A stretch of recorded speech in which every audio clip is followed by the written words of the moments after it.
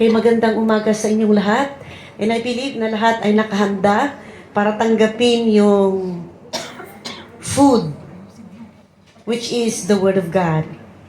Okay po, so ang dami na po nating magagandang mga preaching na naibaba. The previous weeks, from the previous months. Yung natakal natin, if I can remember, about who God is.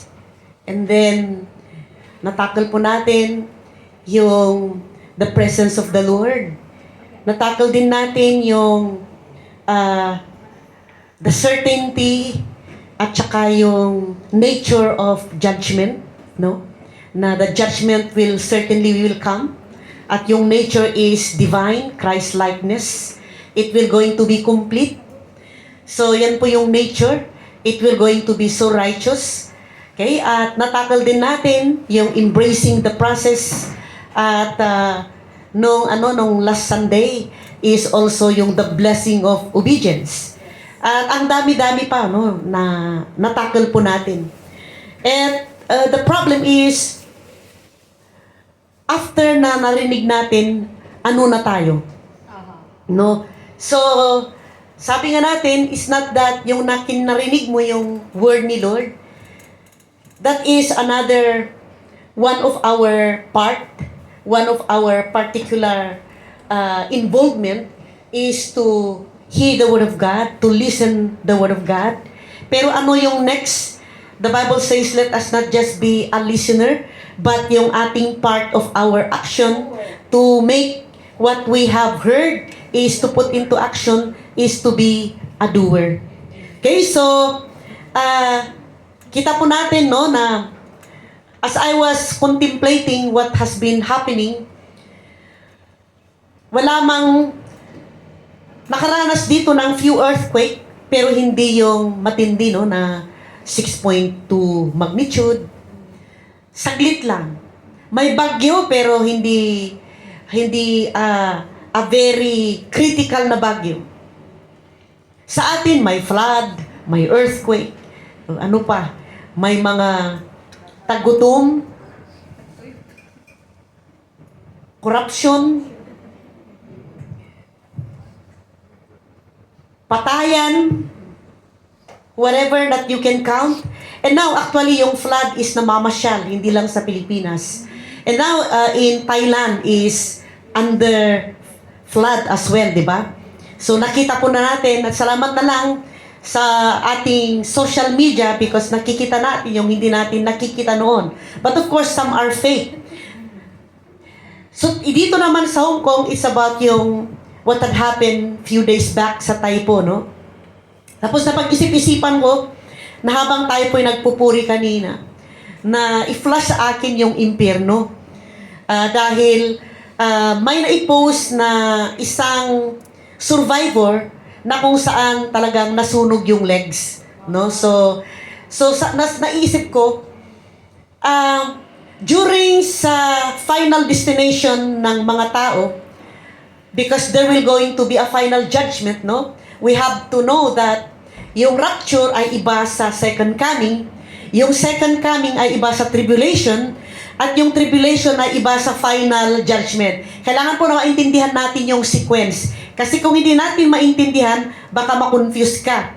No? So, in every person who will going to die, believer at unbeliever, ay totoo pa rin po yung Abraham's bosom, which is the place of rest. At yung Hades is the place of where the unbeliever will go. Kaya wala pa pong tao sa impyerno, wala pa ding tao, wala pang kaluluwa sa langit, no? Because heaven is the abode of God.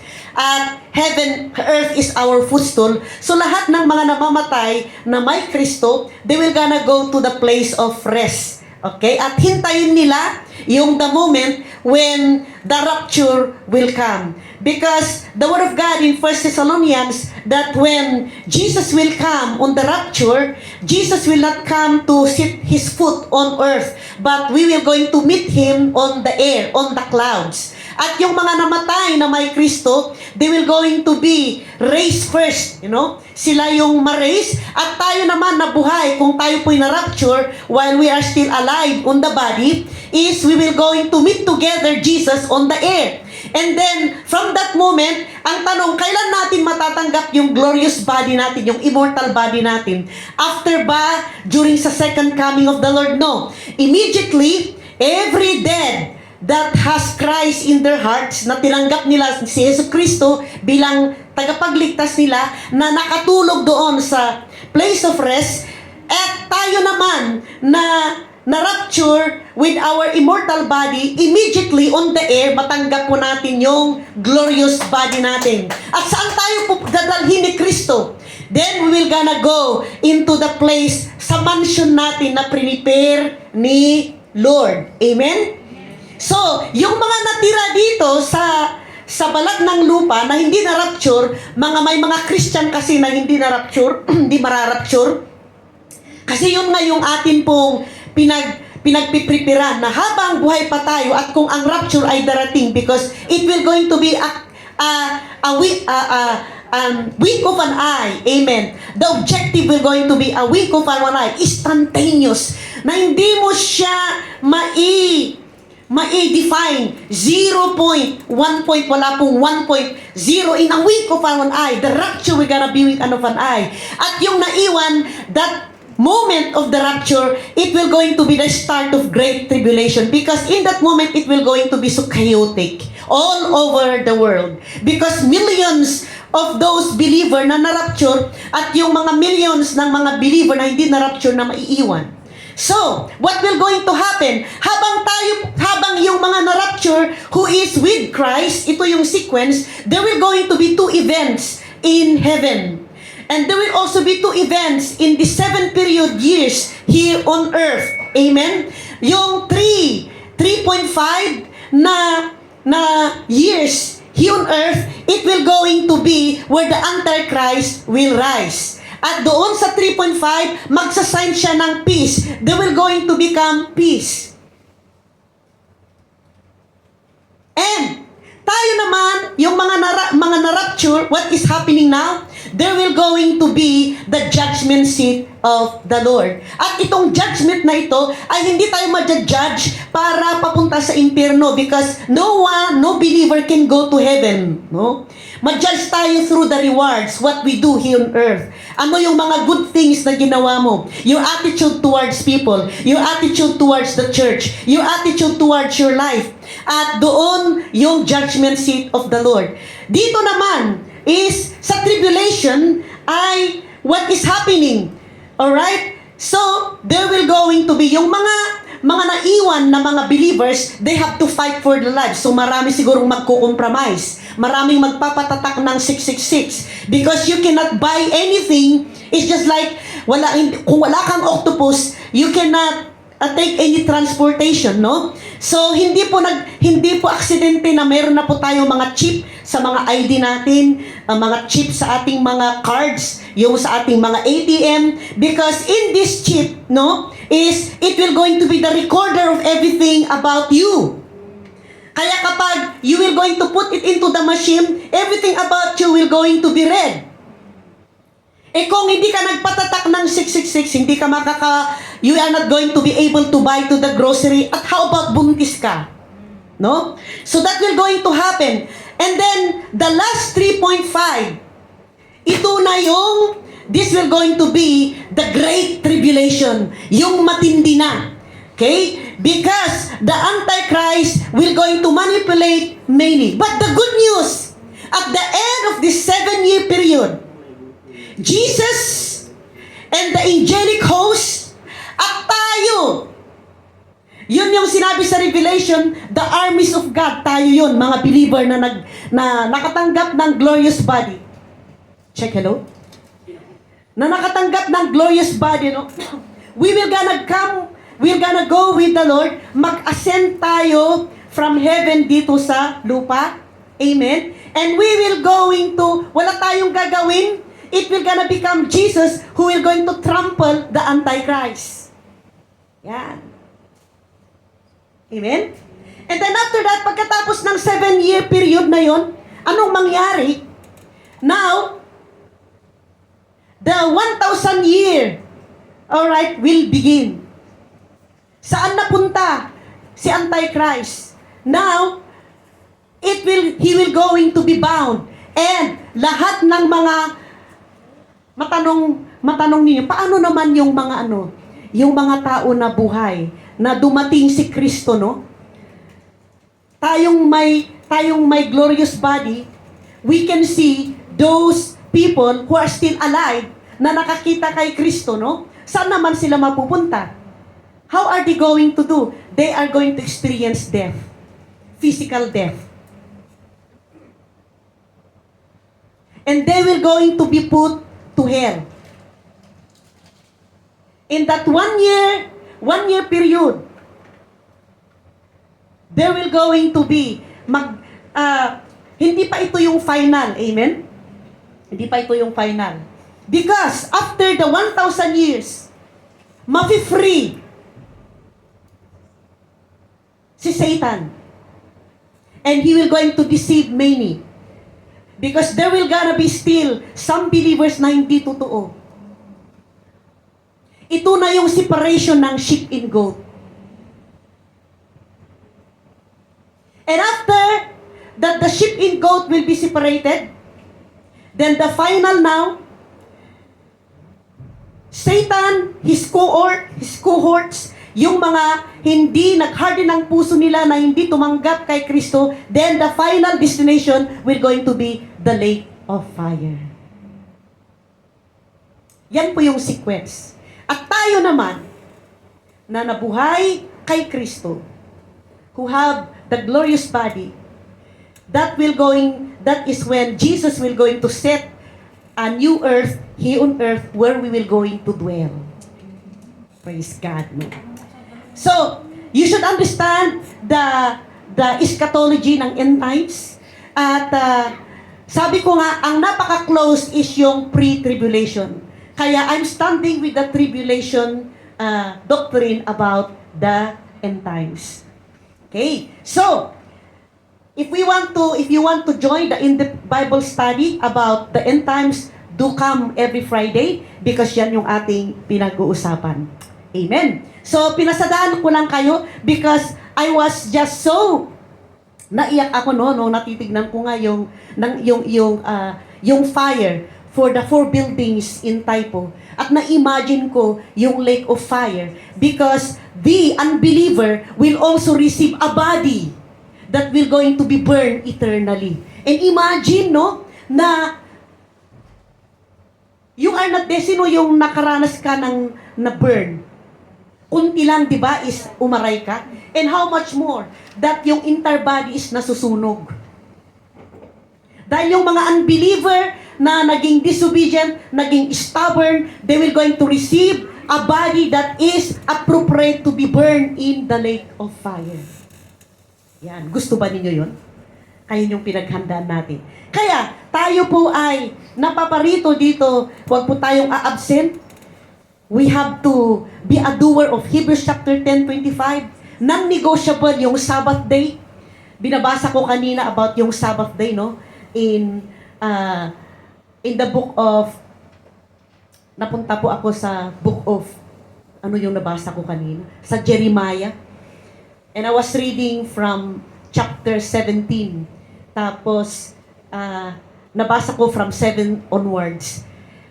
Kailangan pala natin talaga na we have to make our Sabbath day holy. Wala kang gagawin, kundi you will have to dwell in the presence of the Lord. To rest in the presence of the Lord. Because true rest is in the presence of the Lord. Sino dito yung nakaranas na ikaw ay gustong mamahinga, pero hindi ka naman nakapahinga dahil ang isip mo is lumulutang everywhere. Hindi ka naman, napagod yung isip mo, at kung napagod yung isip mo, it all affected your entire body. Diba? At nagkaroon na ng panda yung mata mo because lack of sleep. Pero you know, kahit na 30 minutes ka na with the Lord, parang naka-rest ka ng 24 hours. Nakatanggap ka ng 12 hours ng energy. Okay? So, So kanina, itong week na ito, I was thinking to preach about yung know your worth. And then sabi ko, sandali lang. And then, sabi ko, maybe I will preach also about yung message ko nung last Saturday kahapon sa Romans 8:28. But then, tatlo kasi yung prepare natin. And I have prepared this nung last week pa. And the Lord really confirmed about the fire that had happened in Taipo. Ang fire ay may magandang gagawin sa atin, at ang fire ay may negative na gagawin din. Kagaya po yung nasunog, yung 4 na building, no? At maraming nabiktima. There is this one single mother na naka-YouTube siya, na sinusubaybayan ko. So, hindi ko man nasubaybayan how yung from the beginning, pero nasubaybayan ko nung sila'y nagkahiwalay ng kanyang asawa. Tapos, when the husband chased her away, at kinuha niya yung kanyang, siguro 6 months old kasi nakakaupo naman na yung bata. Tapos, in Vietnam, is mabubuhay ka pala as a single mom, no? Kasi you will gonna run to the forest. So, sa kagubatan po siya napunta with the child. Anyway, to make the story short, ang bit-bit niya, yung sling ng bata, at yung basket na inilagay ng mga kumot, unan, at few things. At ang nakuha niya ay yung knife, at saka yung pangbutas ng earth, no? Yung kumakwa ka pala, pero iba yung pala nila sa Vietnam, no? Anyway, yun po yung dala-dala niya. Anyway, she settled in the forest in Vietnam. So, magtutuyos na yung kanyang anak, at anyway, nakakita pa siya ng naitapon na bata on the street, no? On the road, at napakagwapo yung bata, at the good news is inadapt niya.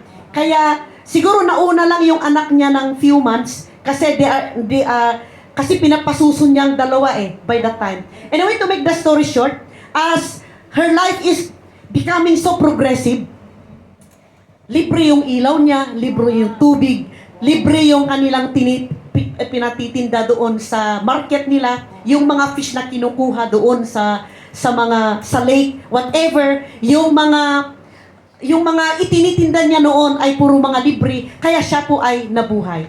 Now, she is now so rich. Anyway, to make the story short, libre yung panggatong niya, no? At she will going to spark the fire para magluto siya. And how can I connect sa preaching po natin sa word ni Lord today? So, she will going to spark the fire so that she can cook their food. And then after that, she has to extinguish the fire to make sure na hindi masusunog yung bahay, no? Now, ang maganda sa fire, it will help us to cook our food, to give us warm during the winter. But when the fire will going to be used in a wrong way, it can destroy, it can kill the people. But what I'm talking right now is about the fire in our hearts. Yung fire ng motivation mo, yung fire ng commitment mo, yung fire ng passion mo for the lost, yung passion mo to make disciple, yung passion mo na mag-grow para yung magbago, para ikaw ay lalago, yung passion mo para kay Lord. Amen. I'm talking about that, which is your love for the Lord. So now, ang theme natin ngayon sa umagang ito is, we call it, be watchful against every fire extinguisher. Be watchful of your fire extinguisher. Ulitin ko, ang theme po natin is, be watchful of your fire extinguisher. Okay? Manalangin po tayo. Lord, we want to thank you because you are the God who know our needs. Kung ano yung dapat naming marinig. You want us, God, to be able to become expert in our personal life para hindi kami naive what is happening. We are not going to be naive about the time, what is going on. Pero maidilat namin yung aming spiritual eyes to see what is going on sa timeline ng nangyayari, O God. And today, we are entrusting you about our theme. Unang-una, as I was preparing this preaching is actually for me. And I want to, Lord, stand before you to share this message to the church. And I'm asking you to open our spiritual eyes, spiritual ears, spiritual understanding, para maunawaan po namin, O Lord, na hindi lang kami tagakinig, but we are going to put into action what we have heard. Yung mga powerful teachings na mga naituro ng mga nagturo dito sa harapan. And we will going to expect na lalago yung holiness in our lives. I'm asking you, O Lord, na lalabas kami po dito, na kung anumang fire in our hearts na namatay, dahil hindi po kami naging watchful, I pray that today, O Lord, anumang paandap-andap na fire na mamamatay na, it will going to be ignited again. In Jesus' name I pray. Amen and amen. Be watchful of your fire extinguisher. Itong sermon na ito is a metaphor of a fire extinguisher. At yung message natin is a warning. Ang message natin sa umagang ito, hindi lang warning, but awakening. Dahil baka iba, nandito ka, you are present in the body, but absent mentally. Parang ganito, you married somebody, pero you don't love what you married, pero iba yung minamahal mo. Parang ganun, no? So, you might be in the church, pero yung puso mo nasa labas. Yung two-timer ka ba na lover? No? Hindi ka one-sided. Hindi one in only one, kundi may number 2 ka. No? So, itong preaching natin na ito, hindi lang to warn us, but to awaken us regarding kung ano yung mga fire extinguisher na nai-allow sa buhay mo, na maybe hindi mo na namalayan, na nandito ka nga, nagwo-worship ka, nakikinig ka ng salita ng Panginoon, pero walang nangyayari. Walang pagbabago. Yung pagbabago is ang kupad ng paggalaw. Are you here?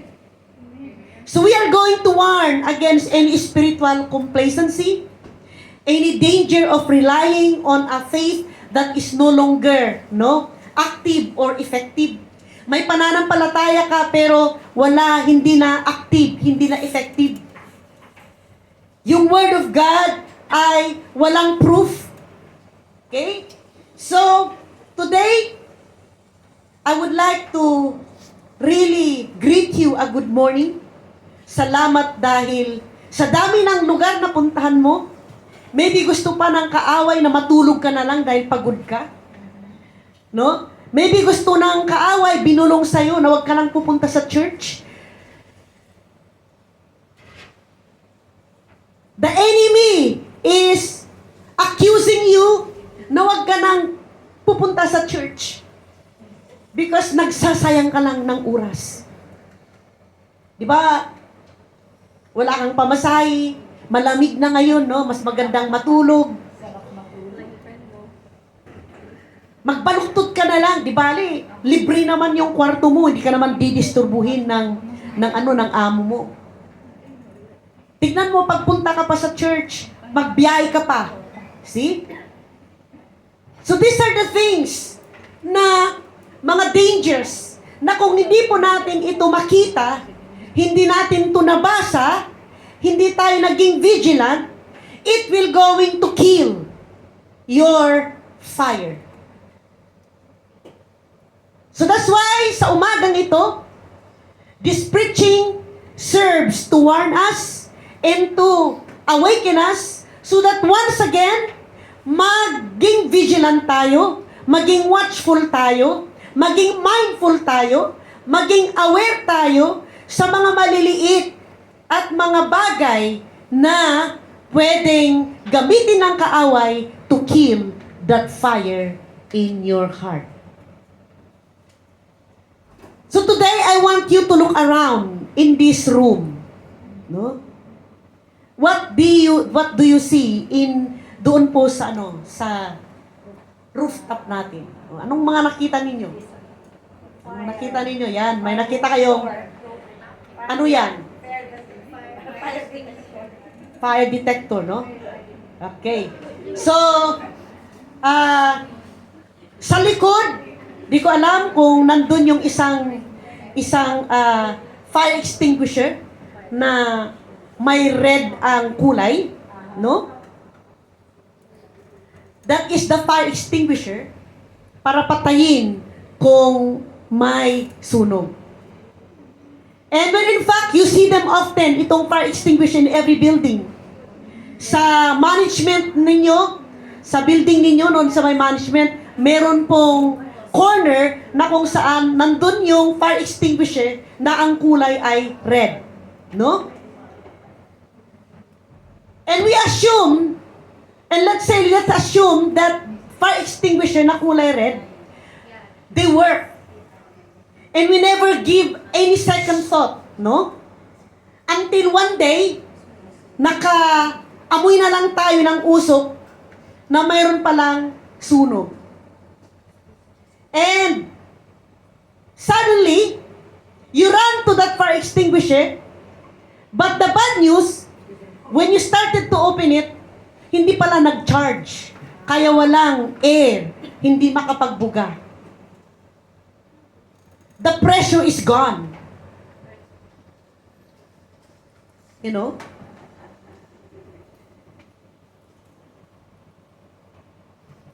Yung pin, you cannot even open it. And it's so disappointing. Okay? So that's why, may I ask you to turn your Bible with me to the words of Jesus in the book of Revelation, chapter 3, verse 1 to 3. Ito po yung ating pong Bible verse to support our theme for today. Itong Revelation chapter 3 verse 1 to 3, in fact, the Lord Jesus is speaking to a church that looks a lot like many of us today.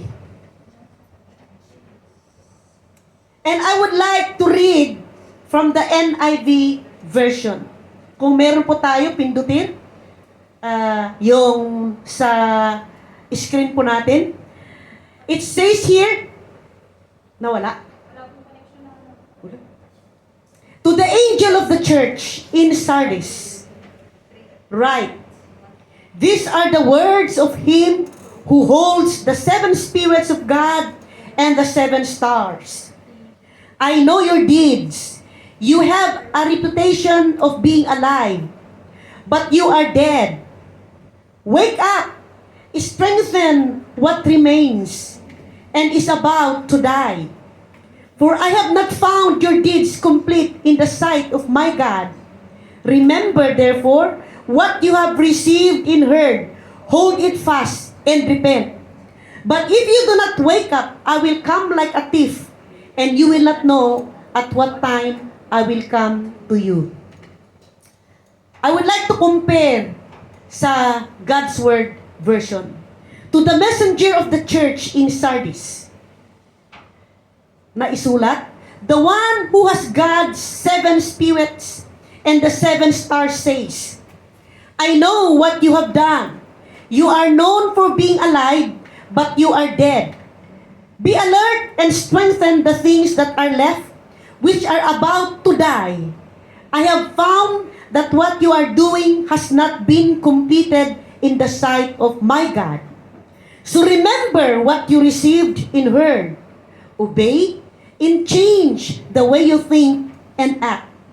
If you're not alert, I'll come like a thief. You don't know when I will come, but you have few people in Sardis who have kept their clothes clean. They will walk with me in a white clothes because they deserve it. Everyone who wins the victory this way will wear white clothes. I will never erase their names from the book of life. I will acknowledge them in the presence of my Father and His angels. Let the person who has ears listen to what the Spirit says to the church. Did you hear that? Narinig yun? It's just like what was being preached, what was the word that was being spoken to this church in Sardis. It will going to speak to us. You have a reputation of being alive. Nandito ka. But you are dead. You look like functioning fire extinguisher on the outside, but on the inside, the tank is empty. Kagaya ng fire extinguisher na kala natin na fully charged, yun pala, wala na po pala siyang pressure. Maybe most of us is kagaya po tayo ng fire extinguisher na alive in the outside, pero dead in the inside. I-break po natin itong napaka-critical na konsepto para maging maliwanag kung paano natin ito maunawan in a practical way. Dahil mayroon po siyang napaka maliwanag na sequence.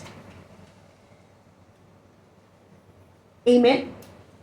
Ano tong maliwanag na sequence para makita po natin yung fire extinguisher kung wala na po tayong fire in our hearts? You are like a fire extinguisher, no? Nakala natin, you are okay, pero nung dumating yung problema, empty yung dead. Walang fire, walang energy. Kaya sa church pa lang, hirap na hirap ka. Sa cell group pa na lang, hirap pa. Sa pagbibigay, ang dami ng complaint. Sa pagsuserve, ay, hindi ako dahil hindi ako ready. Dapat ang true believer excited mag-serve palagi. Amen? Ang totoong na sold out, pag binagyan ka ng part mo sa pulpit ministry, hindi mo siya i-transfer sa iba. Every time, you're always ready na kapag bibigyan ka, kahit na ikaw ang tagabilang ng upuan, kahit na ikaw ang tagabilang ng ulo, kahit na ikaw yung tagabilang, palit ng ng ating microphone cover, you have to be so excited because a true sold out Christian, no, ay may fire sa puso. Bato-bato sa langit ang tatamaan, magbago na. Kaya sa umagang ito, may salita ang Diyos para sa atin from His Word. And it is this, be watchful of your spiritual fire extinguisher. Because many of us, marami sa atin, including me, including you, no one is exempted. Many of us are walking through life with our faith. May pananampalataya tayo, pero nakahanglang doon sa wall, like the fire extinguisher. Na nakikita lang natin, no? Looking good. Wow, umiyak si sister. Wow, nandito siya. But the gouge is in the red. Ano ba yung gouge? Sino to yung sa magaling sa English?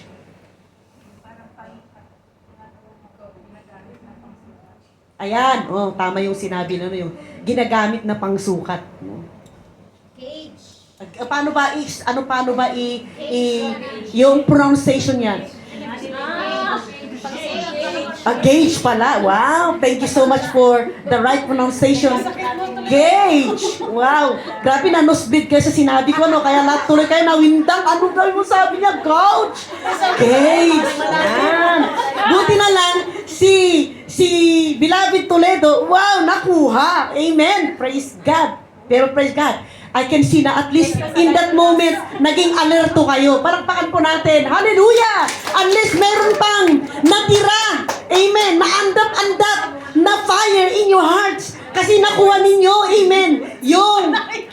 Praise God. Hallelujah! Kasabi mo sa katabi mo, at least may paandap-andap pa. Amen. Are you here with me? Gauge. Alright. Gusto ba ninyo na isa kayong fire extinguisher, na nawala na yung gauge. Alright? Na hindi na nababasa yung temperature, yung atmosphere mo. No? Hindi mo na ma-identify kung on fire ka, kung cold ka, kung hot and cold ka. Are you listening? Hello. So we're going to do a spiritual inspection. We're going to look at 3 things. Number 1, the illusion of safety. Number 2, the inspection of the spirit. And yung pangatlo, the imperative of recharge. Are you here? Ang bilis ng gauge, paulit. Ang bilis ng gauge. Ang bilis ng gauge? Illusion. Number 1. Illusion of safety. Okay, number 1, the illusion of safety. Okay. Number 2, the inspection of the spirit. And number 3, the imperative of recharge. I-breakdown po natin to from the message of the fire extinguisher na ginamit natin yung picture of yung fire extinguisher na nakikita po natin. Amen. In our building. At may isa po tayo dito. Hindi ko alam kung may presyo yan, no? Nasa likod. Nadala-dala pa natin from Yaumate. Alright. Number 1.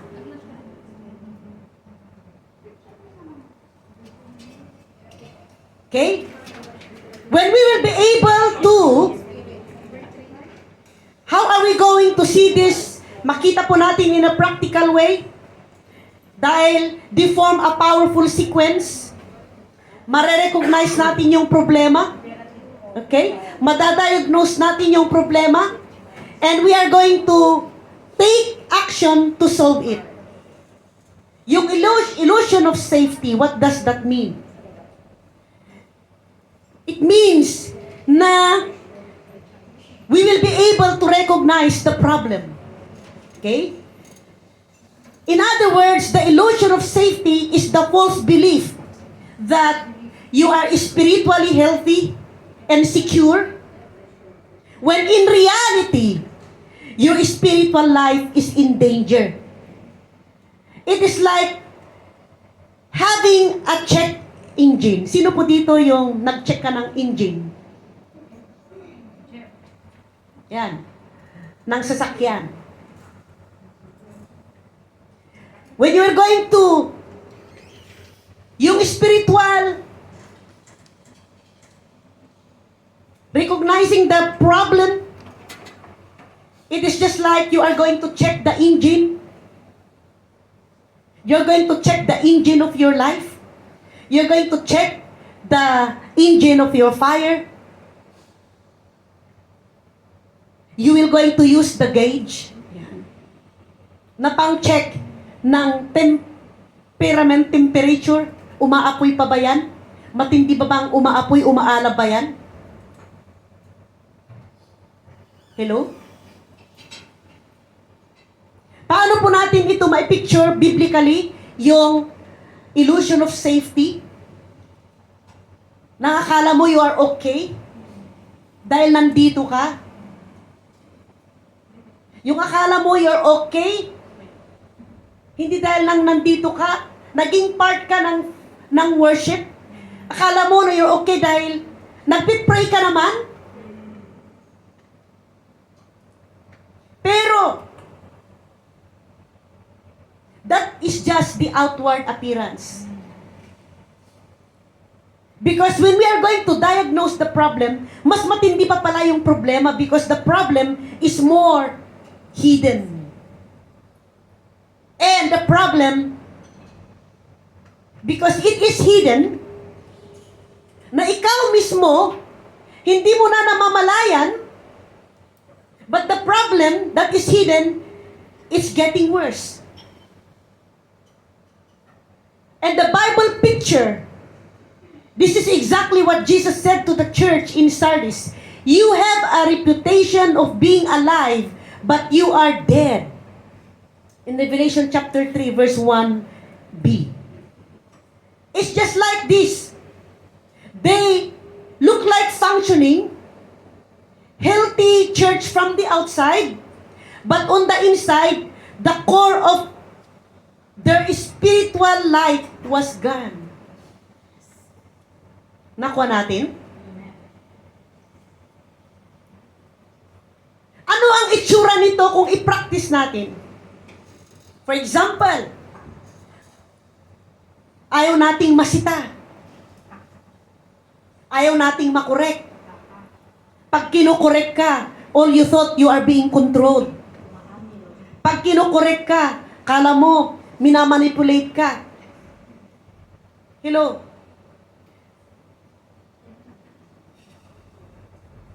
Relying on reputation, nag-rely ka yung reputation mo, ayaw mong, hindi ka talaga you totally give all.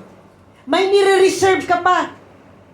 Kakaya baka ano na lang kaya ang sabihin ng aking kaibigan? Kasabihin nila, grabe ka naman, napaka-loyal mo yan sa church na yan. Mas maganda dito sa labas. Ano ka ba? Ano bang maibibigay ng church na yan sa'yo?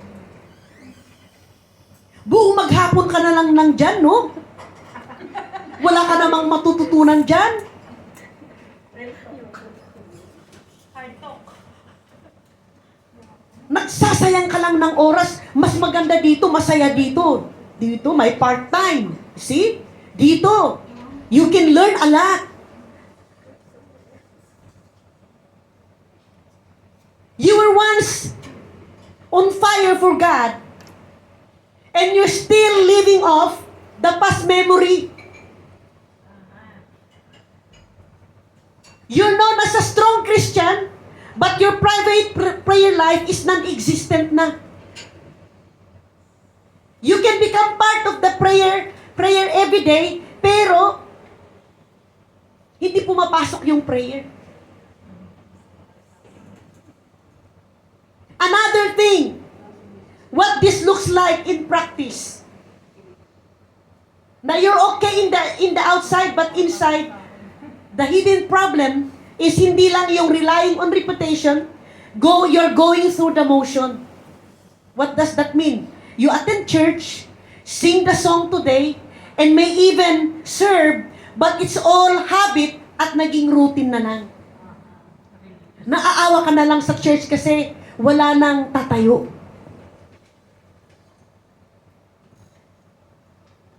Pero, there's no real passion. No joy. Or no connection with God. Pumunta ka dito, dahil naawa ka lang, pumunta ka dito, you're just going through the motion, hindi prepare yung puso mo, hindi mo prepare yung fireplace mo.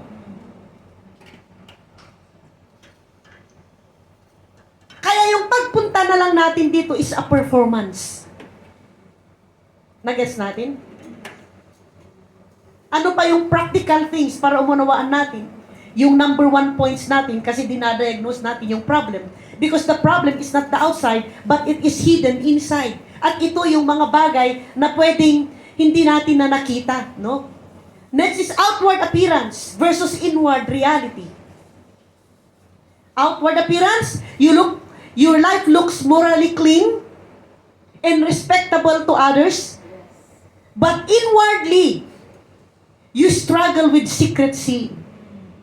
Ano yung secret sin na you are struggling with? No condemnation. The love of God will not condemn us about our secret sin. The love of God will not put us to guilt about our secret sin, but His love is telling us, I am here, I want to help you. Are you here with me?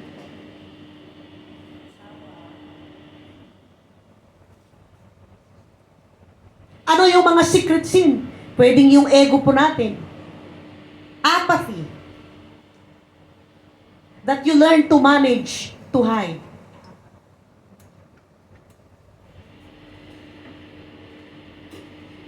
At ano yung maging great danger nito? The picture will gonna become more dangerous than the problem itself. Dahil ang tao na alam niyang may sakit, saan siya pupunta? Sa doktor, di ba?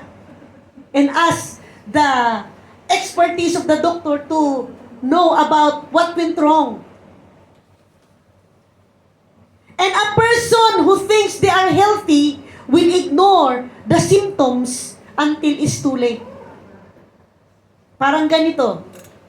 Alam mo na may sakit ka, but you ignore it because you think you are healthy. So that's why you ignore the symptoms hanggang it's too late. Maraming ganun sa Pilipinas, sa atin. Kaya tuloy tayong mga naiwan na pamilya, tayong mag-suffer, tayong magbayad ng napalaking halaga. Because hindi nila sinabi na may sakit sila. Tapos nung palate na, sasabihin na lang na late stage na, tapos tayo na yung gumasto at the end, namatay na rin, di ba? Parang ganun din po tayo. The problem is, you don't also have no idea kung ano yung problema mo na nasa loob. Kasi you look so fine outwardly. Pero asan yung proof natin? Asan yung witness natin? Nagigit po natin yun? Amen.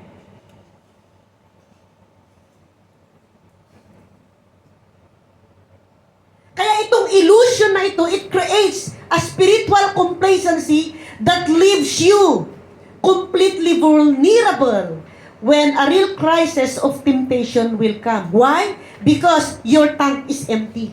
Hindi ka mabigat. Pagdating ng crisis, lutang. You are like a fire extinguisher na walang laman. Kahit nabuksan natin yung gauge, yung pin ay yung hole, yung gauge ay hindi magamit dahil walang how to say, hindi ma-check yung temperature kasi talagang zero. Empty. Are you getting this?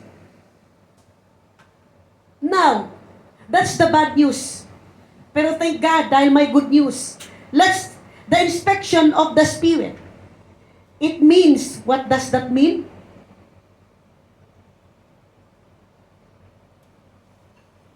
Kanina, yung number one, the illusion of safety, recognizing the problem. Nagsabi tayo ng mga practical problem na pwedeng naging part ng buhay mo, na pwedeng, while we are telling this, ako yun, Lord. Now, when we are telling this, not to condemn you, not to put guilt onto you, kapag narinig mo, habang you are listening and the Holy Spirit is talking to you, now it's about time na, Lord, I'm sorry for this. Ako yun. Ina-admit ko. Wala pong, hindi po masasayang pag umaamin tayo, pero lalo tayong mapapalaya. Amen? Amen. Yung pangalawa is yung the inspection of the Spirit, we called it diagnosing it. I-diagnose natin. In simple terms, this is the intentional act. You and me asking God to help you check the two vital signs of your spiritual health. Because you are moving from assumption to diagnosis. If the illusion of safety is ignoring the check engine light, the inspection of the Spirit is actually plugging in the diagnostic tool to read the error codes. Okay, the diagnostic itong ating pong inspection of the Spirit, makakatulong ito kung inignore natin yung sign na may symptom pero we ignore it. But now, the inspection of the Spirit is the diagnostic tool will going to mababasa niya yung mga error codes ng ating buhay deep within. At sabi sa salita ng Panginoon, examine yourselves to see whether you are in the faith. Test yourselves according to 2 Corinthians 13:5. Hindi pa po pala masama na i-test natin yung ating sarili. But it is healthy. It is just like when you go to a doctor yearly para ma-examine, amen, overall your body condition, it is also healthy that we are going to diagnose our spiritual condition kung kung yung ating fire extinguisher ay mayroong laman. Hello? So in 1 Thessalonians 5:19, do not quench the spirit. At sinasabi dito, we can inspect whether we are in fact putting out the Spirit's fire. So pwede po na natin palang ma-check, baka nakikwench na yung ating fire sa ating puso. May pag-asa po tayo. Amen. Paano natin ito makita para ma-practice natin, magamit natin yung gauge, amen, na i-check yung temperature ng fire ng buhay natin kung meron pa. That's why this is where we move from empty feeling at tignan po natin as we will going to use the gauge which is the presence of the Holy Spirit. We are going to ask ourselves, because in the presence of the Holy Spirit, as the gauge, you cannot lie. Hindi ka pwedeng magtago. Because in the presence of the Holy Spirit right now, it is just like an X-ray. A gauge to check your vital temperature.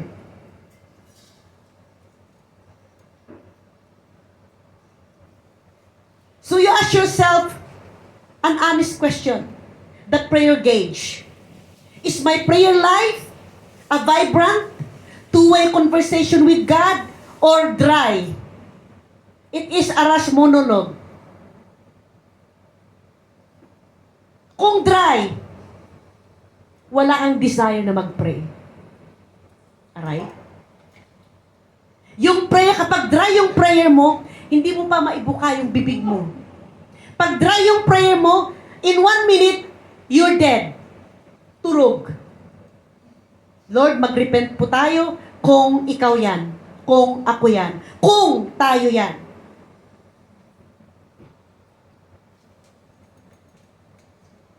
Pangalawa, the word gauge. Do I read the Bible out of duty or delight? Are you reading the Bible as a duty? Sabi ni Pastora, sabi ni Mayora Irene at yung mga primary namin, dapat meron kaming systematic Bible study. Pero you are reading it, are you reading it out of duty? Or you read it out of delight? It's not because we say so, but it is because you want to. Hello? Does it feel like when you are reading the Word, walang buhay, lifeless? It's just like a textbook. Or when you're reading the Word of God, does it speak to you? Does it correct you, rebuke you, training you, preparing you into righteousness? Or yun nga, dry?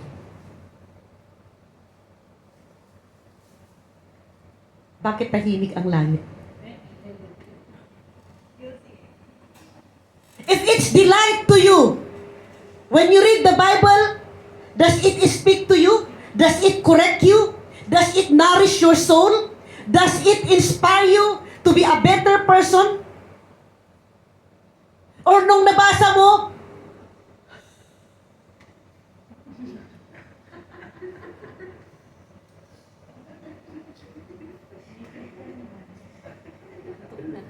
Kaya naintindihan na ninyo yung sabi ko na you are here in the body, it looks you are normal, but the hidden problem ay ang mga ito. Yung next, hindi lang yung prayer gauge, hindi lang yung word gauge, your love gauge.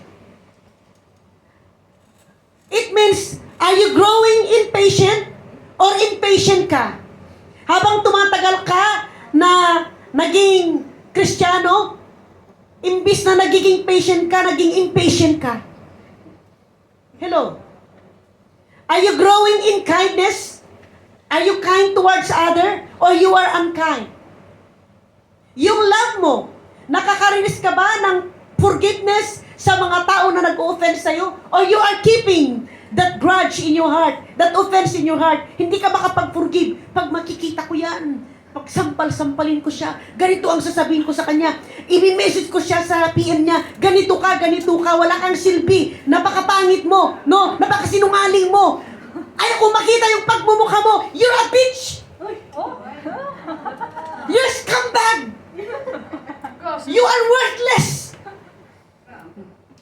Kanina lang, nagpuri ka, moving power here.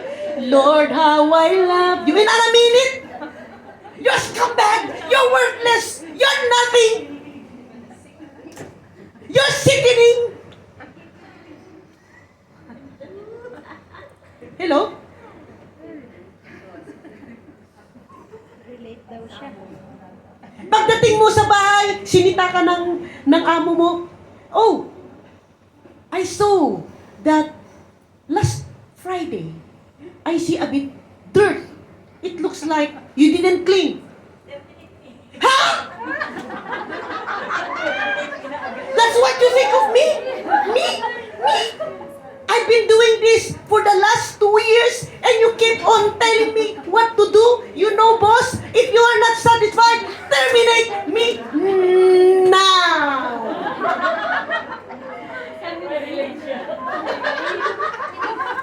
As a Christian, how we should supposed to, to reply. So now we are going to check our love gauge. Amen? Kamantalakpakan po natin ang ating Panginoon. Di ba niyo alam na ito pala yung nakakamatay ng ating mga fire na hindi natin alam? Kaya you can come to the church, pero you are alive sa outward, pero patay in the inside. Kaya wala lang, pumunta ka dito para you show you want to come and meet your friends. And then after that, wala ka na pong pakiramdam. That's why you are not involving. Amen.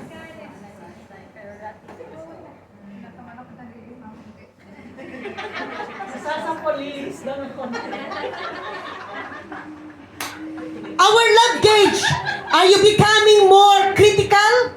Pagdating mo dito, marami kang criticize at the back of your mind.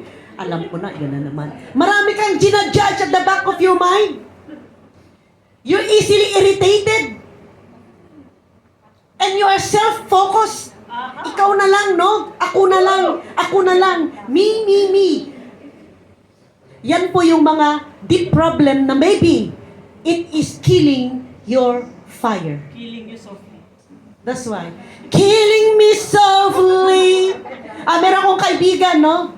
Na we always ask, sabi ko sa inyo na kung sinabi lang niya na I love you noon, sinagot ko na, yes, I do. So sabi niya, Hermie, halika dito, punta tayo. Banukan tayo mo nga yung Killing Me Softly. Kasi taga-Ifugao nga siya, no? Tapos yung R kasi sa L kasi sa taga-Ifugao, hindi nila may pronounce, di ba? Pero ang galing ng boses niya. Killing me softly. Tapos, of course, it is not to bully yung mga taga-Ifugao, no? It's just to give you some laughter para naman buhay tayo. Alright? Alam mo, ang isa, kapag self-focus ka, namamatay yung fire. Kaya hindi ka maka-involve. Kaya kapag bigyan ka ng part mo, dahil napaka-self-focus mo, ibigay mo na lang sa iba. Dahil alam mo, hindi ka ready. Pero kapag sold out ka, kahit na On the spot. on the spot, kahit na may pinagdadaanan ka, tatayo ka. Dahil kapag may pinagdadaanan ka at tatayo ka dito, the righteousness and the presence of the Lord, tumayo ka dito, no? Is makukundik ka. And at the end of the day, dito ka pa napalaya nung tumayo ka. Amen? The next thing na atin pong i-check, when we are going to diagnose the problem, your worship God, your worship gauge. Does worship in song, in service, in giving, flow from a heart of gratitude? Or does it feel like a burden? Ano ba yung mga pinaggagawa? Hindi mo pa naiintindihan. Ano ba pinaggagawa? Ang tagal-tagal mo na dito, hindi ka pa makapag-worship in song. Ang tagal-tagal mo na dito, hindi mo pa maibigkas yung bibig mo. Ang tagal-tagal mo na dito, hindi mo pa nahiya ka pang i-lift up yung kamay mo. Baka may masabi sila. Kasi nga self-focus. You are keeping your reputation. Baka sabihin kasi ng kaibigan ko, baliw. Sa tinagal-tagal mo dito, nakakapag-worship ka, pero you are just flowing with the motion. Ay, ang ganda nung kanta. Pero after that, binago ka ba ng kanta? O na-touch ka lang emotionally, umiyak ka. But after that, balik ka ulit sa dati mong pag-iisip. Balik ka sa dati mong ugali. Yan po yung nakakamatay ng ating pong fire. Hello. The next, natignan po natin, baka dito pa namatay yung fire natin. Hindi lang sa prayer gauge, hindi lang sa word gauge, hindi lang sa love gauge, hindi lang sa worship gauge, pero submission gauge. Yan. Do I have may genuine concern ba tayo? May compassion pa tayo doon sa mga hindi pa nakakakilala kay Kristo? Or naging isolated tayo, naging comfortable na tayo in our Christian circle. Na hindi na tayo lumalabas in our Christian circle, okay na ako dito. At least naman, may mga tamar namang lumabas. Ako dito na lang mag-relax. Alam mo, hindi natin alam. May fire in your heart, pero dalawang fire lang, tatlo. Hindi 100% na burning siya.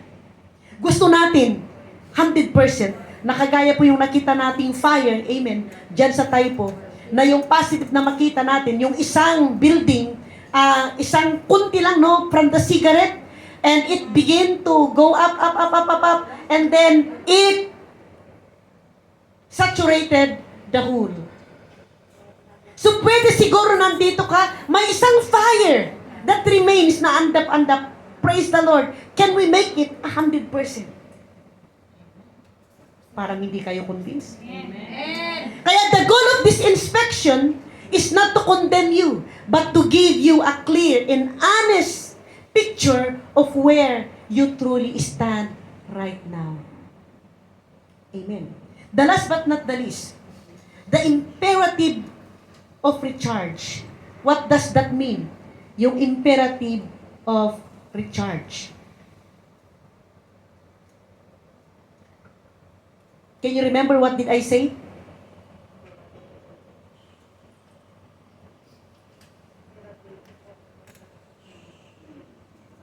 Ibig sabihin, we are going to take action to solve it. Amen. Yan ang ibig sabihin ng imperative of recharge. In simple terms, ito yung napakahalaga. It is the necessary and urgent response na galing sa'yo, galing sa akin, galing sa atin. It is an important response to the inspection. Di ba kanina, we have inspected what went wrong to us.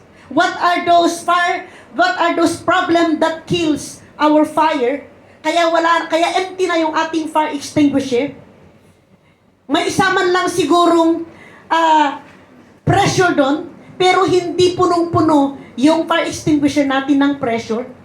Kunti lang. Yung battery ay hindi fully recharged. Kaya it is necessary that there is an urgent response to each one of us. Amen. Once you discover your spiritual battery is dead, or your fire is dying, you just don't sit there. You just don't hear this message. You just don't note it and walk away. But you must take into action to recharge your fire extinguisher. An imperative is a command. It is not an optional, it is not a suggestion. And the Bible says, this is what Jesus commanded the church in Sardis to do. Wake up! Sabi mo sa katabi mo, wake up! Ano raw? Strengthen natin what remains and is about to die. Kung ano yung natira dyan sa fire extinguisher, amen, kung may kunti na natira, let's wake up again. Are you here? Are you listening to the invitation of the Lord? Wake up! Palakasin natin kung ano yung natira. Palakasin natin kung ano yung naiwan dyan sa fire extinguisher ng buhay mo. Remember therefore what you have received and heard. Hold it fast. At how are we going to do that?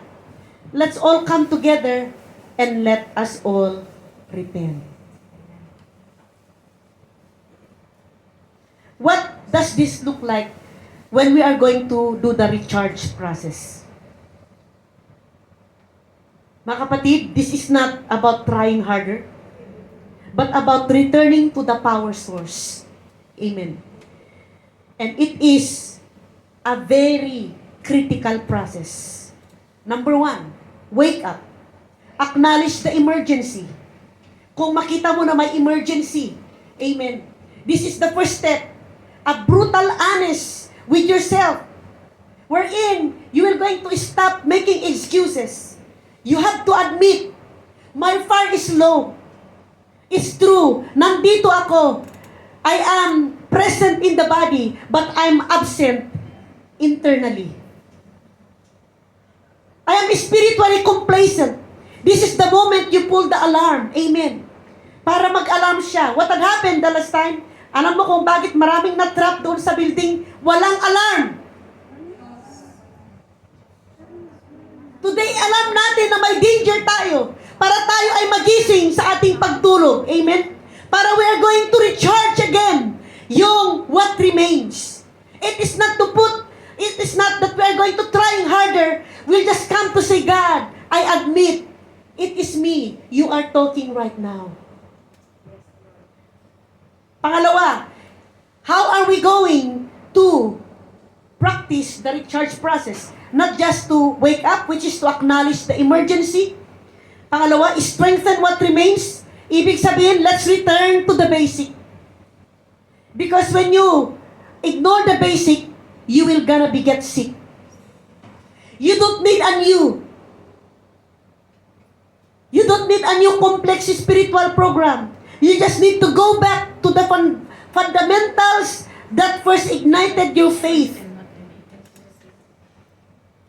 You do it intentionally.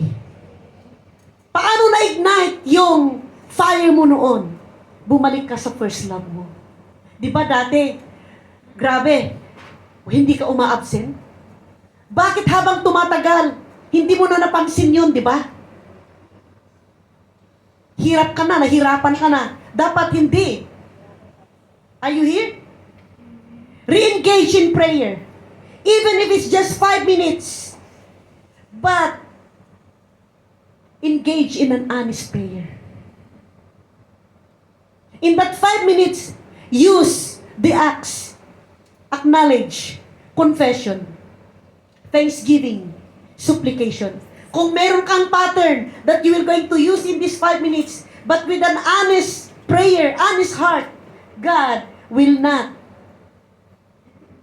take for granted that 5 minutes prayer para ma-awaken ulit. Pangalawa, re-engage with Scripture. Start reading a psalm or a gospel.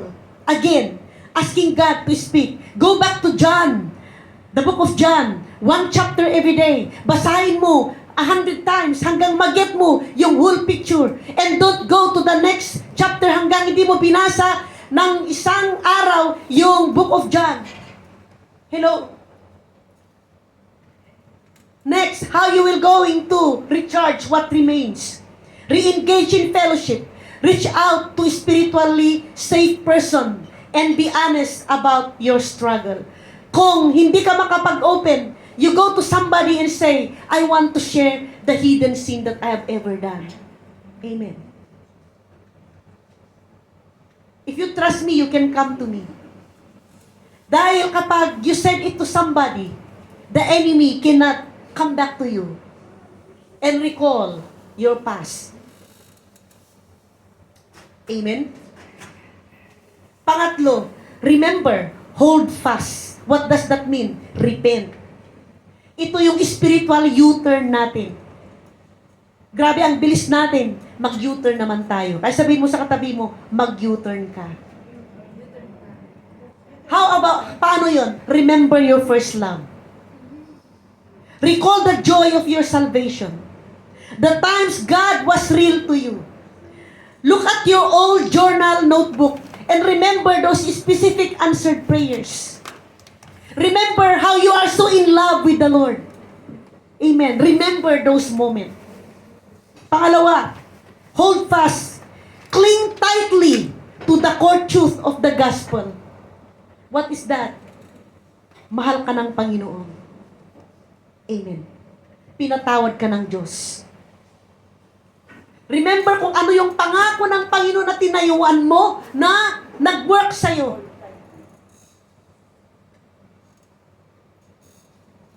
Yung nararamdaman mo pwedeng magsinungaling sa'yo.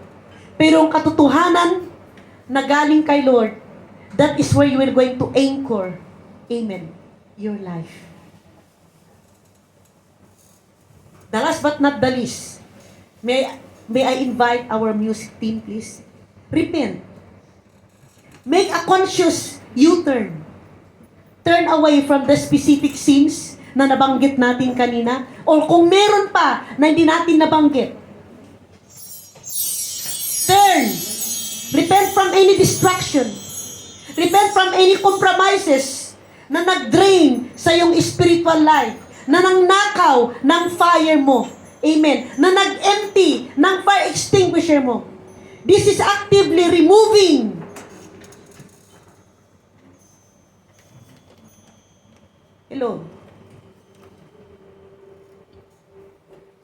yung mga bagay that kills your fire that you have allowed in your life.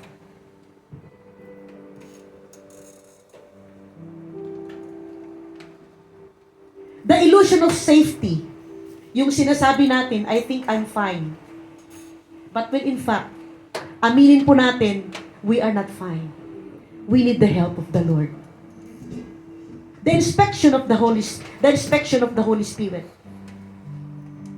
Let the Holy Spirit will going to check us right now. Let us check and see where you really is now. Pag i-personalize natin, let me check and see where I really am. Am I still burning? Kung meron pang nag-remain, ma-reignite ulit.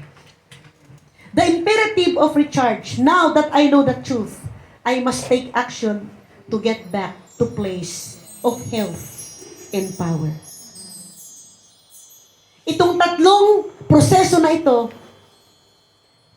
yung how we can move from spiritual complacency in danger into a vibrant, watchful, and powerful life in Christ again, para magiging watchful tayo kung anumang mga bagay na mga fire extinguisher na the enemy is using to stop the fire in our hearts. Let's all arise in this place.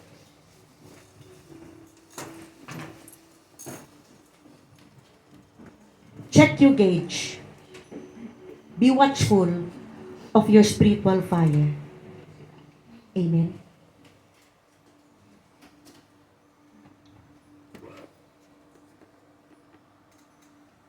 Hallelujah.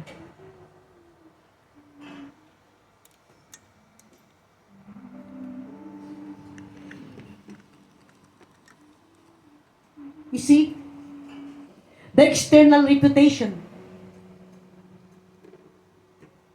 Tignan natin, we come to church. We sing the song. We know the Christian language. Maybe we have a form of godliness, pero walang power na nagwi-witness sa ating buhay. Meron tayong shell, pero walang laman sa loob.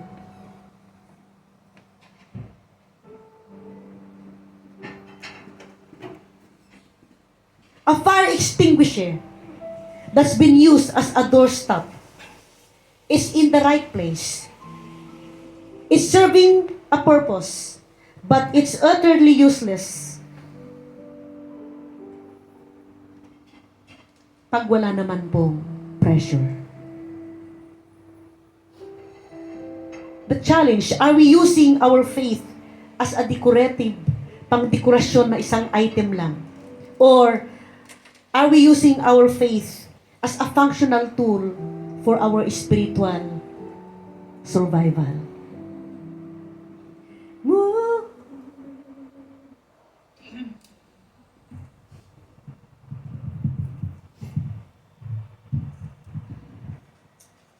Hallelujah. Let's all bow down our head.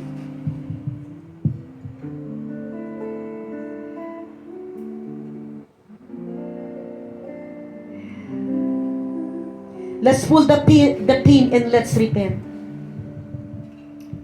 Thank you, Lord.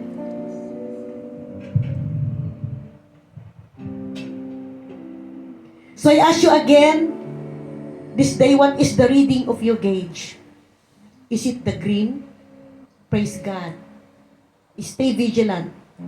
Keep it charged. Be watchful against any fire extinguisher. Is it flickering in the yellow? Heed the warning. Don't ignore it. Is it sitting in the red? The alarm is sounding for you right now. You are in danger. The good news is that the one who holds the seven spirits of God, the complete and powerful Holy Spirit, is the same one speaking to us today. He is the master, amen, technician. He is the one who can recharge a dead battery, refill an empty tank, and reignite a cold heart. Today, the time to get right with God is not when you smell the smoke. It is right now, while there is still time. Move in power.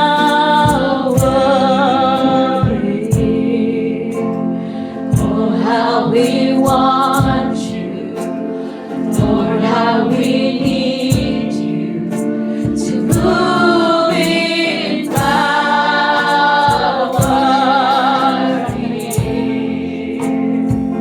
Move again. Yes, Holy Spirit, we need you now. Because without you, we are nothing. Without you, we will fall. Come breathe again. Breathe life. Breathe to each one of us. Holy Spirit of God. Take us deeper. Draw us deeper. Deep into your presence. Because in your presence, Lord, walang magsisinungaling. In your presence, it is just like an x-ray na may kapangyarihan para i-diagnose kung ano yung problema. Today, I'm going to ask you to respond.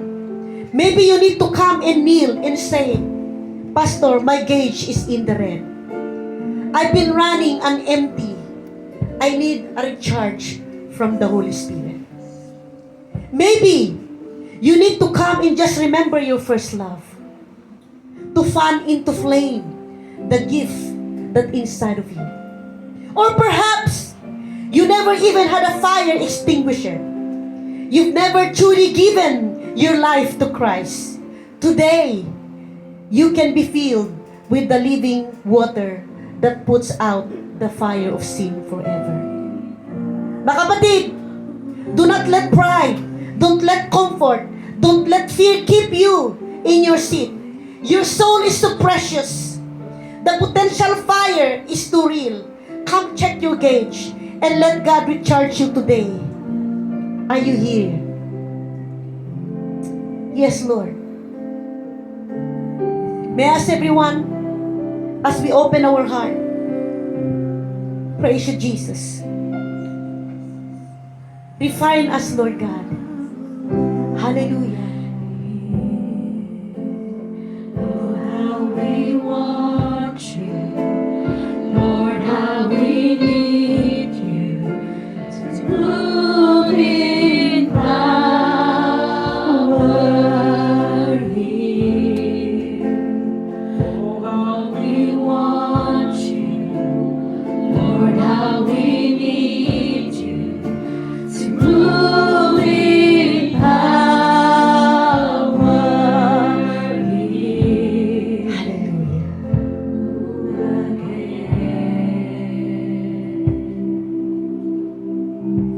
Oh, Lord Jesus. Oh, God, a pure heart. Oh, a pure heart. That's what I long for. A heart that follows hard after thee. A pure heart. That's what I long for. A heart that follows hard after thee. A heart that hides your word so that sin will not come in. A heart that feels compassion that wants you rule and reign. A heart that feels compassion that leads to my Lord. A sweet aroma of worship that rises to your throne. A sweet aroma of worship that rises to your throne. Today I'm asking you, each one of us, let's come personally. Let's come to the Lord. I-open po natin yung ating puso. Huwag po kayong mahiya na bigkasin sa bibig ninyo kung ano yung mga hidden sins na kailangan nating i-confess sa hapon na ito para tayo ay mapalaya, para tayo ay ma-recharge again. If you lost your first love, remember how it happened. Amen. If you are not yet a believer, today, God is inviting you to come to Him.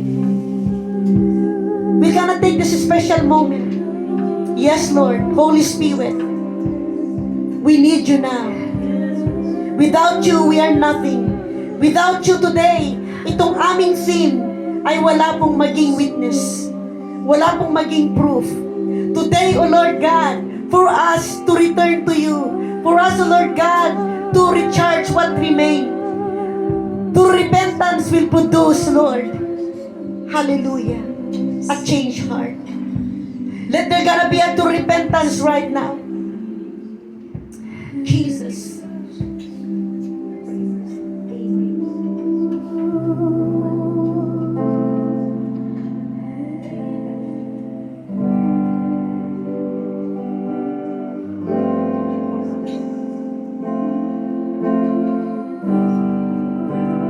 Oh, Jesus. Come on. I'm inviting you to make each confession your own.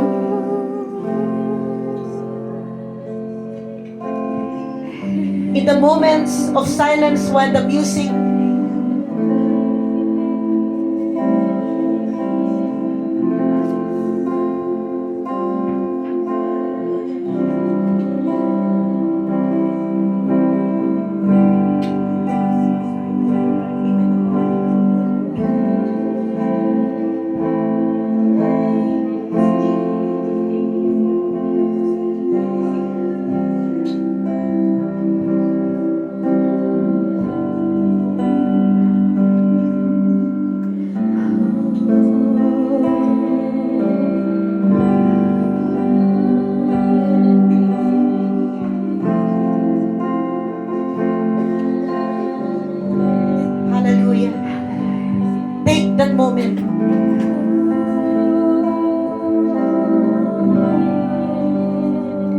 Lord, bring concentration in this place. Because we don't want to miss anything. As we are going to present ourselves before you, to make confession. Yes.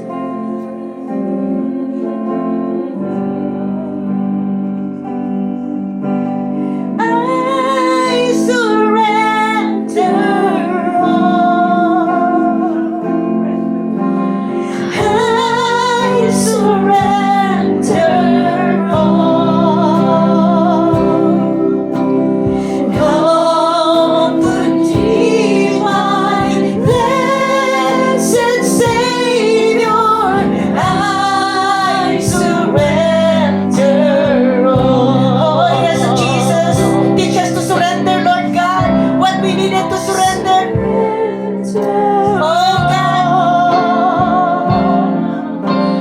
I surrender all. Every sins we ever committed, our inconsistency, our ego, our pride, God, yung dry na prayer life namin, yung dry, Lord, our word gauge, oh God, our love gauge, our missional gauge, kung doon man, Panginoon, ang issue, we repent, Lord, that we have allowed coldness in our hearts. We repent, Lord, that we have allowed, oh God, distraction. We repent, oh Lord, that we have allowed complacency. We repent, Lord, that we have allowed criticism. We repent, Lord, that we have allowed, oh God, judgmental spirit. So right now, Heavenly Father, we come before you today, not as a person who have it all together, but as a people who need your grace, who need your mercy. We bow in your presence, acknowledging that you are the consuming fire, the source of all life.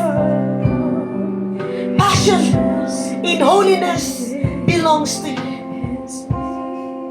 And we come right now, O Lord, as an individual and as a group of people.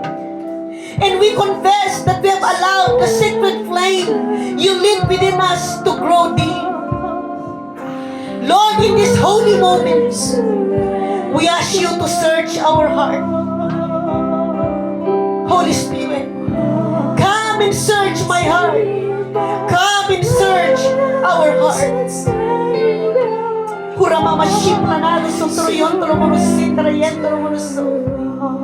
Today, shine the light of your Spirit into every hidden corner of our being, the very deep core of our being, O Lord. Shine your light.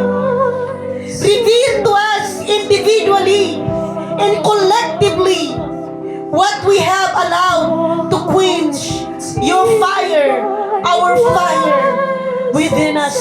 So we can return to you, so that we can be ignited once again, so we can be set on fire once again. What is remaining, O Lord God, and this fire extinguisher in our heart, O Lord, it will be lit it up again. Hallelujah. Holy fire, you are the consuming fire, the holy fire, the Holy Spirit of God. Take us deeper. Draw us deeper into you, O Lord. Oh, hallelujah. Come on, church, come on. Go deep, grow deep, come deep. Oh, Ramama, we need the help of the Holy Spirit right now. Oh, for the sin of neglect, we repent. We have been too busy, O Lord, for prayer. We are praying, O God, pero hindi pa kami nakakaupo. O God, we cannot make it even for 5 minutes. We are too tired for your word. We are too distracted for worship. We have starved our own spirit and wondered why we feel cold, why we are not being motivated. We wonder, Lord God, that why your word is not sinking into our heart, Lord. We wonder why we don't have no feeling to get involved. We wonder, Lord Jesus, why I am not excited anymore. At hindi na namin na-realize, oh God, na namatay na yung aming aming fire. Lord, forgive us for our spiritual laziness. Rekindle in us a hunger for your presence and a thirst for your word right now. Come on, pray. Lord, rekindle that hunger for your presence. And, O Lord God, a thirst for your word. Deliver us, O Lord God, from the social media, from the engaging, O Lord Jesus, from the things that is not giving us a worth. Today, O Lord, we bring you ourselves. For the sin of compromise, we repent. We have allowed secret sins to make root. We have tolerated thoughts that's not from you. We have tolerated habits and entertainments that grieve your Holy Spirit. We have cherished the world and its pleasures while our love for you, it grew cold. Lord, forgive us for our double standard life. Forgive us, Lord God, for our double-mindedness. Create in us a clean heart.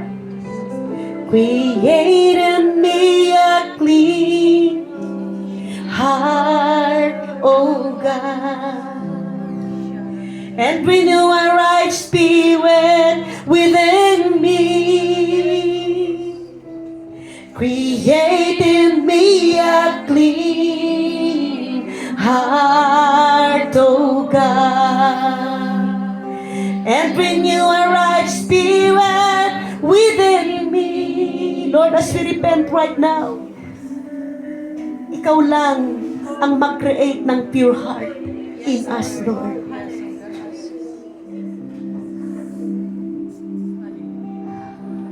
For the poison of unforgiveness, kung may poison of unforgiveness ka sa iyong puso, na namatay yung first love mo, let's repent.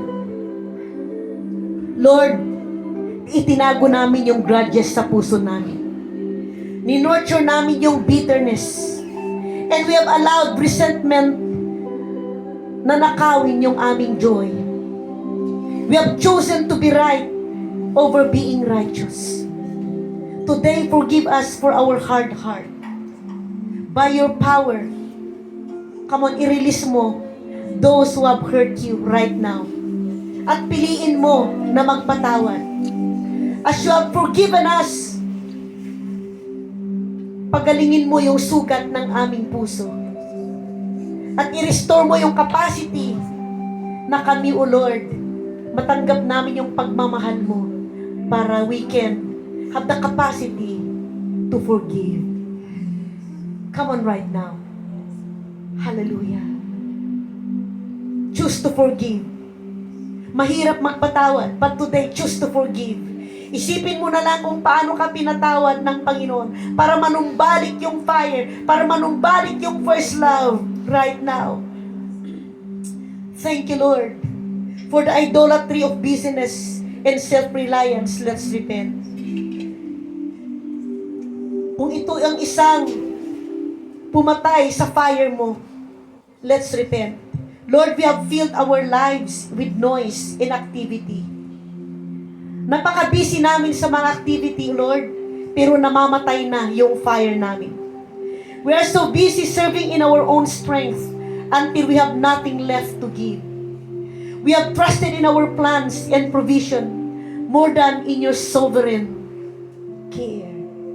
Forgive us, Lord, right now. Lord, forgive us for our pride in our frantic striving. We come to you now, weary and heavy laden. Lord, we receive your rest in your presence. Today, O Lord, today. At tulungan mo kami na mag-abide sa iyo. Because you are our true vine. You are our true source. You are, O Lord God, our true light, our true joy, our true strength, our true word, O Lord. Teach us to abide in you. Holy Spirit, we need you now. Without you, we are nothing. Without you, we are lost. Come, breathe on me. Holy Spirit, come, come, breathe on me. Hallelujah, yes. Breathe life, O Lord. Breathe life, O God. Hallelujah. For the spirit of ingratitude, mas matindi yung pagkukomplain natin. At maybe ito yung isang nakamatay sa fire mo, sa fire natin. We have focused on our lack instead of focusing on the abundant provision in supply ng ating Panginoon. At because we focus on the need, we criticize, we complain, instead of praising the Lord. Today, let's repent. Lord, forgive us for our entitled and complaining hearts. Today, put a new song in our mouth, a hymn of praise to our God. Restore, Lord, the joy of our salvation. Lord, we want a full package of restoration. We want a full package, Lord, of complete restoration, na yung fire extinguisher namin, there will gonna be pressure again of your presence. There will going to be a presence, Lord God, a pressure of a hunger and thirst for your presence and for your word. We receive, O Lord, right now, the fire that comes from you, because you are the consuming fire, and ignite us once again. And we want to feel you, Holy Spirit. Come breathe right now. Come breathe on me, Lord. Come breathe upon us, O Lord Jesus. Breathe your life-giving, hallelujah, presence in us. Ora mama masyata na mana mama masyata na yan. Ora mana mana mana baba masyata na yan. Turumuruso. Holy Spirit, fire. Oh, breathe upon us. Breathe on us. Ora mana sata na mana mana mana masyata na yan. Oh, ignite us one again, oh Lord Jesus. And now, Holy God, we ask not only for forgiveness, but for restoration. Restore that fire, Lord God. Ignite that fire again. Breathe on us. Breathe of God. Fill us with your Holy Spirit. Come, breathe on me. Holy Spirit, come, breathe on me. Holy Spirit, come. Oh Lord, breathe, Holy Spirit. Holy Spirit of God, take us deeper. Draw us deeper. Ignite us once again. Consuming fire. Burn away the chaff of our sin. In light of fresh, a holy passion in our soul. Restore the joy of our salvation. And grant us a willing spirit to sustain us. Lord, we declare that the season of smoldering wicks and hidden flames is over. We choose to be a people on fire for you. Not for a moment, but for our lifetime, oh God. Not just for today, but forever until you will come. We will gonna be a city on a hill, a light that cannot be hidden, all for your glory. We pray, Lord God, in the mighty and matchless name of Jesus, our Lord and Savior. We thank you that we can feel you. We thank you that we are refilling you. We are refilling us, Lord. We thank you right now. Thank you, Holy Spirit. Come breathe. Come breathe. Breathe your presence. Breathe a life-giving or a restoration, compassion. Ignite in our hearts. Come on, receive it. Hallelujah. Open your heart.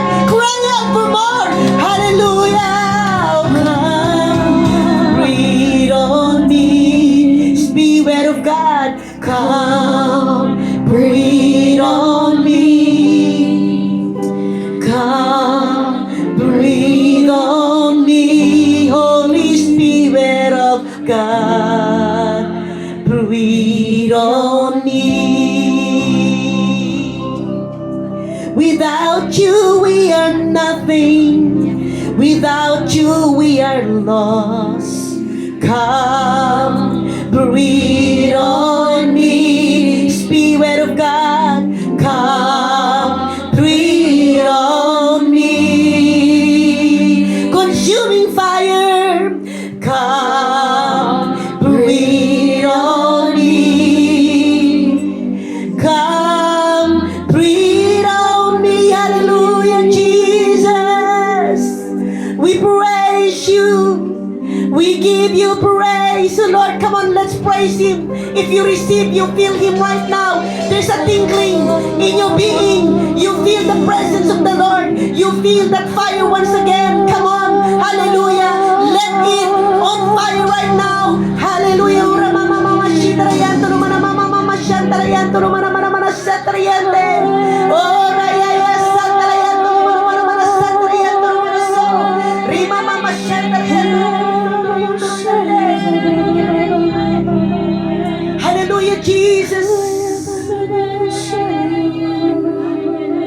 you, Lord. We know this is just the start. Let the total package, God, na sa paglabas namin dito, ituloy namin, Panginoon, to repent. Ituloy namin, O Lord Jesus, to bring our heart to you. At manumbalik, ma-restore ang bawat isa. Hindi lang dalawa, but the whole, O Lord. If you are new today, at hindi mo pa tinanggap si Jesus bilang iyong tagapagligtas, maybe hinahanap mo ang peace, hinahanap mo ang kapayapaan sa pera, hinahanap mo ang kapayapaan sa kaibigan, hinahanap mo ang kapayapaan sa club, sa pagsugal, sa pag-inom. Maybe hinahanap mo ang kapayapaan, you suppress your thought hanggang hindi mo maranasan ang kapayapaan dahil mayroon pong problema. Sabi ng salita ng Panginoon, lahat tayo nahulog sa kalwalhatian ng Panginoon, according sa Romans 3:23. At alam mo ba, kapatid, dahil tayo nahulog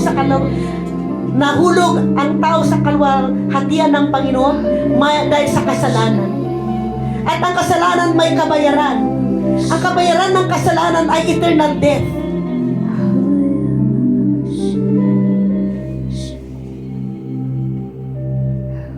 Pero may solusyon. Kung gusto mo ang kapayapaan na makapasok sa puso mo, una, kailangan natin na talikuran yung kasalanan. Turn away from that sin. Because the good news is that, but the gift of God is eternal life through Christ Jesus. May regalo ang Diyos para sa iyo. Ang regalo na ito ay wala ka nang gagawin, tanggapin mo lang. From the faith in your heart. Kung ready kang tanggapin ang regalo na ito, talikuran mo ang kasalanan. Aminin mo na hindi mo kayang iligtas ang buhay mo. And you need God. And if you are ready to accept this gift, I would like to lead you in prayer. And if you pray, you follow after me and pray it from your heart. Sa bibig mo, as sa Romans 10:9-10 says, for it is with your heart that you believe and are saved. And for it is with your mouth that you confess Jesus is Lord. Are you ready now? Let's pray. Lord Jesus, I admit I am a sinner and that I cannot save myself. Please forgive me for all the things that I have done in my life, the sins that I've ever committed in my words, in my action, in my attitude towards others, towards you, Lord, and towards myself. I'm so sorry. Please forgive me. And I believe that Jesus is the Son of God who died for me in the cross and who resurrected in the dead after 3 days. And I believe, Lord. And I also believe that His blood shed for me to redeem me from the hands of Satan. Today I open my heart and I'm inviting you, Lord Jesus, to come into my heart, to become my Lord and Savior, tagapagligtas ng aking buhay. Hindi lang tagapagligtas ng aking buhay. Come into my heart to become my Lord. Ikaw na, O God, ang maging boss ko, to drive my life, to lead my life. Tulungan mo akong magbago so that I can know you, para mapagsilbihan kita. At isulat mo din ang ating pangalan sa libro ng buhay na pinangako mo.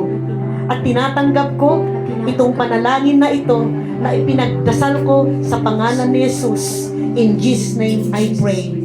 Amen and amen. Hallelujah. Pag pinag-pray mo na yan, you are as officially born again Christian. So mamaya po, paliwanag natin kung ano yung born again Christian. So thank you so much at tayo po'y naparito At we thank you, Lord, right now. Gusto po nating makita yung proof ng ating repentance. Makita natin na mag-witness yung fire sa buhay natin na there will going to become life sa atin pong, sa stage pa lang, sa worship pa lang, sa lahat ng ating gagawin, sa prayer natin, sa ating devotion, sa ating prayer gauge, sa ating love gauge, sa ating, amen, word gauge, sa ating mission gauge, meron pong proof at magwi-witness tayo. Magwi-witness yung ginagawa ng Panginoon sa atin. Magwi-witness yung presence ni Lord sa atin na hindi lang sa ating bibig. Pero maramdaman natin, amen, yung init ng bawat isa. Hallelujah. God bless you.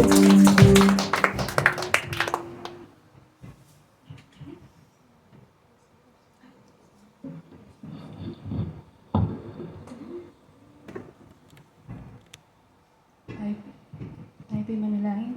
Panginoon Diyos na dakila at banal at makapangyarihan po sa lahat. Patuloy po namin tinataas, pinupuri, dinadakila ang banal na pangalan, Lord God. Salamat po, Lord God, sa inyong presensya na siya pong nanguna sa oras na ito, Lord. Salamat din po sa katagumpayan ng aming pagsamba sa araw na ito, Lord God. Salamat po sa iyong salita na inyo pong iniahay para sa amin, Lord. Salamat po at naway maging kabusugan po ito ng aming spiritual life at maging kalakasan ng aming pananampalataya, Lord God. Lord, dalangin ko po, Lord God, na hindi lamang po namin ito narinig, kundi, Lord God, may isa pamuhay po namin ito, Lord God. At Lord God, dalangin ko din po sa iyong anak na siya pong nagbahagi ng iyong salita, ang aming mong pastora. Dalangin ko po na patuloy siya mong pagpalain ng kanyang buhay. Patuloy po na ikaw po ang siyang mag-provide ng kanyang pangangailangan sa araw-araw, Lord God. At dalangin ko rin po, Lord God, na patuloy din pong bigyan siya ng iba yung karunungan at pangunawa sa iyong salita, Lord God. Nang sa gayon, patuloy na magkaroon ng joy sa kanyang puso na ibahagi niya po ang inyong salita. At marami pa po siya maabot na kaluluwa na makarinig na iyong salita, Lord God. At Lord God, dalangin ko rin po ang bawat isa, Lord, na kung ano man po yung kabigatan na aming pong pinagdadaanan, Lord, dalangin ko po na may surrender po namin sa inyo ito, totally at fully surrendered po sa inyong presensya lamang, Lord God, sapagkat, Lord, lahat po ng katagumpayan ay nagmumula po, Lord God, sa iyo. At totoo nga po, Lord God, na tunay na wala po kami magagawa, Lord God, kung kami po hiwalay sa iyo, Lord God. At Lord God, dalangin ko rin po ang paghihiwalay po namin pansamantala, Lord. Dalangin ko po ang inyong patnubay sa bawat isa, Lord. Ilayo mo po kami sa anumang kapahamakan at patuloy na patnubayan sa man po kami dalhin ng aming mga paa, Lord God. Salamat po sa inyong mga pagpapala at sa aming pong paglabas sa bahay panambahan ito at tinatanggap na po namin ang inyong pagpapala at maraming salamat po, Lord God. At let us declare the pious confession by the blood of Jesus. By the blood of Jesus, I am redeemed. By the blood of Jesus, I am cleansed. By the blood of Jesus, I am forgiven. By the blood of Jesus, I am justified. And by the blood of Jesus, I am sanctified. And this we all entrust to you in the mighty name of Jesus. Amen. Come on, let's declare this after me. I am favored by the Lord. I am blessed by the Lord. And I am loved by the Lord. Loved by the Lord. Let's declare this. Surely and goodness and mercy will follow me all the days of my life as I will continue to dwell in the house of the Lord forever and ever. Amen and amen. May the Lord bless you and keep you and may His face shine towards you and be gracious to you and keep you in His perfect peace. I receive. In Jesus' name, amen. Praise God. Once again, salamat po sa iyo pong pagsuporta sa ating celebration. At meron po tayong picture taking mamaya. Pag hindi pa ninyo isinuot yung pink t-shirt ninyo, as we are waiting for others from Tauman na sila po ay pupunta dito. Tauman ay kahit na yung ating pong mga bago, mga bisita, kaya makipag-partner po tayo at magpa-picture taking po tayo. And of course, another thing ay after that, I'm inviting you. Meron po tayong how to say, pinagplano ko po ito na it's supposed to be a surprise birthday celebration ng ating P12 na birthday celebration ng October and November because I have my holiday celebration ng mga 1 po na nag-birthday noong October and November at I should supposed to be the one to cook and to prepare, but because the time not allowed me to do so I need somebody's help, no? At inviting you to be tahak po na tuloy-tuloy natin yung ating pong fellowship at yung ating we're going to join together na i-celebrate po natin yung October celebrant, November celebrant ng ating P12 at mga 144. Kaya kung meron pa kayong mga regalo, ibigay na ninyo. Kung wala pa, ibigay ninyo sa December. Alright! Praise the Lord! Come, let us worship our King.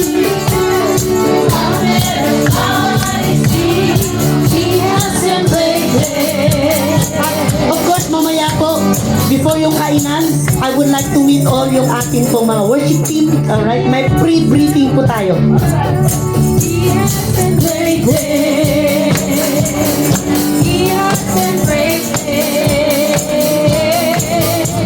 Oh, hero of heaven, you conquered and reigned. You free every captive and break every chain. Oh God, you have been reigning. He dancing, you freedom, awake and alive. Oh Jesus, my Savior, your name lifted high. Oh God, you have been reigning. Oh God, you have